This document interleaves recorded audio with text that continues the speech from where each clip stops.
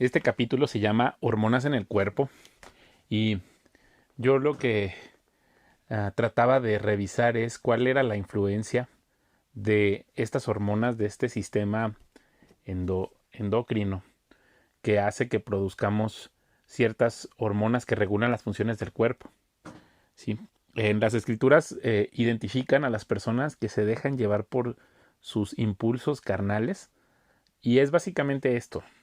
¿Qué tanto se comportas como un animal, te comportas como alguien guiado por tus instintos y qué tanto te comportas por tu conciencia, por que alumbre en tu entendimiento el Espíritu Santo? Obviamente este trabajo es dirigido a cristianos, entonces asumo que tú le has pedido al Señor Jesús que o al Padre que te dé de su Espíritu Santo y que tú estás lleno buscando su presencia. Y si tú estás lleno del Espíritu Santo vas a entender esto que estoy tratando de comunicarte. Entonces, en el caso del género masculino, pues sí se ha encontrado que es posible que las hormonas andrógenas jueguen un papel importante en las funciones normales del cerebro, como en el sentido del humor, los procesos de apareamiento, el deseo sexual, el cuidado de los hijos, así como en diferentes funciones mentales. Esto ocurrió porque en algún momento yo estaba platicando con una persona eh, panteísta, politeísta, que decía que los géneros pues son subjetivos, que cada quien escoge y que al final son convenciones sociales el comportamiento del hombre.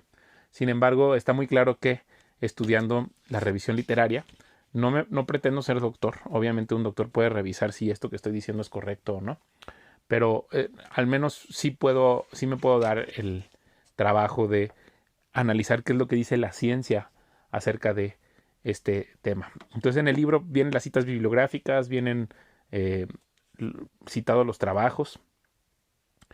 Eh, Aseverar que la producción de los niveles de hormonas en el cuerpo de un hombre determinan su conducta, como ocurre en la vida animal, es ignorar que los comportamientos humanos son atenuados, pues por la conciencia principalmente, pero también por ciertas inhibiciones que ocurren por la vida política, la vida familiar, la vida económica y las situaciones sociales a las que nos enfrentamos.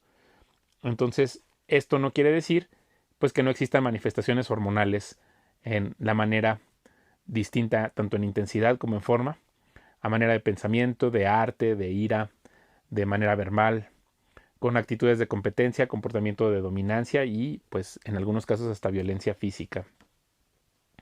Entonces, hay dos tipos de hormonas que estudié para este capítulo, que es el cortisol y la testosterona. La verdad es que no creo que sea aquí el momento para hablar de cada uno de ellos, cómo inciden. Creo que hago muy buen trabajo, al menos en este capítulo, de juntar qué es lo que se dice acerca de cómo influyen estas dos hormonas. Eh, por ejemplo, el cortisol regula el metabolismo y la respuesta que tenemos los hombres ante situaciones de caos o de tensión. Entonces, sí podemos decir que está más asociado el cortisol a las reacciones de valor, fortaleza o de formación de carácter. Mientras la testosterona se encontraron indicios de que incide en, por ejemplo, la velocidad al correr o en marchar por más tiempo. Eh, por ejemplo, no existen, algo también es muy importante que mencionar es que no existen los niveles normales deseados, sino que los niveles fluctúan dependiendo de la temporada o la situación en la que te encuentres, ya sea que estés en situación de humor o de conflicto, o ya sea que estés en una situación de soltería o matrimonio, o de paternidad, o de una relación romántica, varían los niveles de testosterona. Y es un mito que la testosterona esté asociada a la agresividad, pero sí se ha encontrado que promueve la búsqueda de estatus y de dominancia social. La testosterona pues es la que está asociada a que los órganos del hombre sean más grandes, a el desarrollo de los testículos, el pene, eh, favorece también el desarrollo del espermatozoide del hombre, el vello facial, incluso la calvicie.